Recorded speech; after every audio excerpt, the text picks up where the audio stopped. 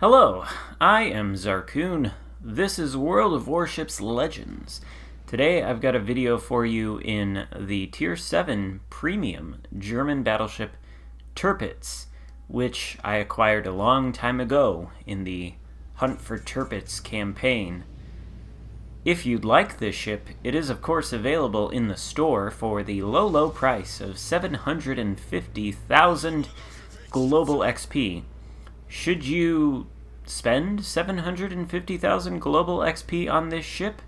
Well, absolutely if you enjoyed the German battleships, and honestly, this is a pretty decent ship in its own right. I would argue that besides the Scharnhorst... Oh, friendly fire from a Mogami. Wonder if that guy knows me. Besides the Scharnhorst, though, I think this is my favorite German battleship, and it's probably better than its sister ship, the Bismarck, in-game anyway. And, of course, it features something that is relatively common on German battleships. There's 3 of them that have it. This one, the Tirpitz, the Gneisenau, and the Gneisenau's sister ship, Scharnhorst. They all have torpedoes, you see. So they are torpedo boat battleships, you might say. And there's something you want to do with these ships, in my opinion, and that is utilize islands. Now, we all know that cruisers and destroyers like to utilize island cover, but I feel like using island cover is maybe not something that occurs to most battleship players. But it is incredibly useful when you're running a torpedo boat battleship like this, especially if you can identify a route that takes you closer to your intended torpedo target and also prevents you from getting shot at by the majority of the enemy team. These German battleships are, of course, most effective at closer range, particularly if they can fire torpedoes. And the tricky part is getting into close range without becoming the focus of the entire enemy team and dying. So what you don't want to do is immediately rush out into the open, right into the middle of the enemy team, particularly if there are destroyer threats lurking about unseen. You want to give the match some time to develop, see where people are going to go. Maybe sail further away from the enemies before making a turn and drawing closer. And if you can, you want to put islands between you and the enemy ships. Looks like we have a collision out there between a Jervis and a Gneisenau. Gonna take a shot there. Kinda want to see what it does. Well, it hits the Gneisenau, misses the Jervis, which is unfortunate. And there's a Udachi coming. So definitely the move to do here is to turn to starboard, put this island here to my right between myself, the Udachi, the Warspite, and the Gneisenau. What is a Warspite doing in a Tier 7 game? Well, of course he divisioned with a Tier 6 ship. Please, I ask you, stop doing that. Don't take a Tier 5 ship into a division with a Tier 6 ship. Because chances are, in that Tier 5 ship, you're going to find yourself up-tiered into a Tier 7 match. And that is not going to be good for you. The Warspite's bow can be overmatched by 15-inch guns, which the Tirpitz has, and it can definitely be overmatched by 16-inch guns. You don't want to find yourself in a Tier 7 match where basically all of the battleship guns are likely to be 15 or 16-inch, and you're in a Warspite. It's just not a good place to be. That being said, the Warspite does get a decent hit on us there. And we are slowly moving up here. We're going to try and put this tiny little island between ourselves and the Warspite. We see he is headed that way, and if we time this correctly, and if he continues on his present course, we'll be able to use this island as cover to turn away, present the rear of our ship toward him and hopefully fire the torpedoes at him. Now, the secondaries are opening up. I think I might be using the same build on this Tirpitz as the build that I showcased in my previous Bismarck video. If you want to see what that build is, you can take a look at that video. I'll put the link to it in the description if you're curious. It's a level 16 hide build. And the Warspite is doing what I thought he would do. He's by the island. Launch torpedoes toward, where the indicator says he's going. And I thought I was going to be turning away from the island, but it looks like I'm going to turn toward it and try to put it between myself and the two destroyers that are lurking around out there, which basically amounts to the same thing. The torpedoes hit the Warspite and take him out, and instead of going around the island on the far side of it, I'm going to make a sharp turn and go behind it, because I know that there are two enemy destroyers somewhere out there whom I cannot see, and they can see me. And I assume I am their number one target, considering I am probably the closest ship to them.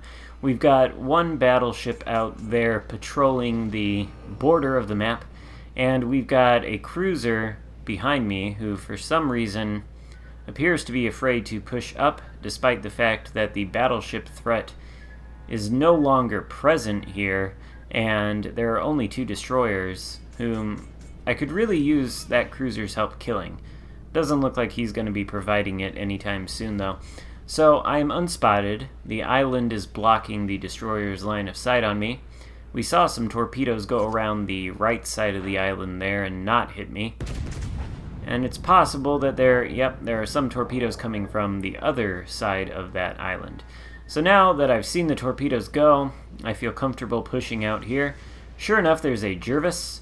Secondaries are opening up on him. Main guns are almost reloaded. But are we even going to need them? With all these secondaries going off? Nope. There you go. Close quarters expert. He dies. So we're able to push out even further now. There was, I believe, a Udachi around these parts, or at least there's a Udachi in this game. There's some other destroyer around here who's spotting me.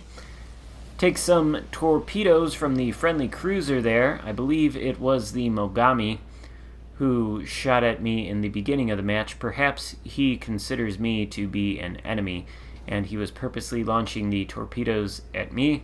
Either way, he's doing nothing to contribute to the match by sitting behind that island, and I do wish he would have pushed up to support me a little bit more, but looks like I'm going to have to take matters into my own hands. See an Indianapolis there.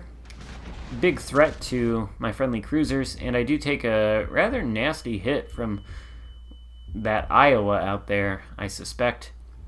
Follow-up hit from the Gneisenau is not quite as effective. Now that Iowa is no longer aiming at me, he is pointing his guns elsewhere, and the Gneisenau looks like he's headed in this direction. So at this point, I have two choices. There's some torpedoes, by the way, from the Udachi, perhaps. At this point, I have two choices. I could push out to the right of this island and go try to engage the Gneisenau and the Iowa, but there are four enemy ships over there. There's the Gneisenau, Iowa, there's that cruiser, and there's another destroyer out there. So pushing out into four enemy ships would probably be somewhat suicidal. Although this Gneisenau is not exactly making it difficult to kill him. Nevertheless, I'm not going to push out that way. I'm going to go behind this island here and use it as a barrier between myself and the majority of the enemy team out there. Plus, there's another destroyer that was trying to torp me. Last salvo there from the front guns does take the Gneisenau down and eliminates the threat. But what I'm doing right here, using this island as a barrier between me and the majority of the enemy team, obviously I had a route to go push in aggressively and try to, torpedo them or take them down, etc. But I also had an alternative available to me, which was to sail around behind the island and try to approach from a different position, which might be more beneficial. And that's what I'm talking about when I'm advising you to use islands in these German torpedo boats. Islands, of course, block the enemy's line of sight. They block the shells. They block torpedoes. You got an island between you and an enemy ship. It can't hit you, and you probably can't hit it either. But you can use the island to make a turn, reposition yourself. What you don't want to do is hang around the edge of islands too much if there are still torpedo threats about. Destroyers can sometimes be known to hug an island really close, come around the corner, and try to YOLO torpedo. So that is a risk you have to be aware of if you're going to utilize islands. But using them as sort of opportunities to change the way that you intend to approach the target, or to disengage if things get too heavy, that's what you want to be looking for in these German torpedo boat battleships.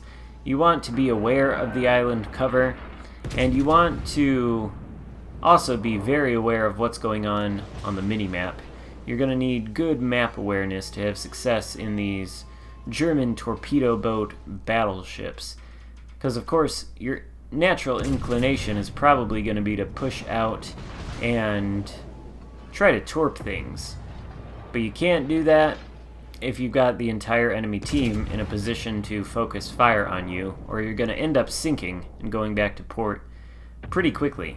So you got to have a controlled kind of aggression, and you've got to use the terrain features on the map that are available to you in order to shield yourself from the enemies, conceal or protect your approach, and then once you're in close range of ships that you can torpedo, you can let those things shoot through the water and, take out your enemies.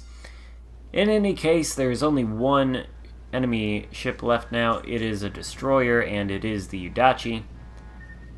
I'm able to successfully dodge what I think were the Mogami's torpedoes there.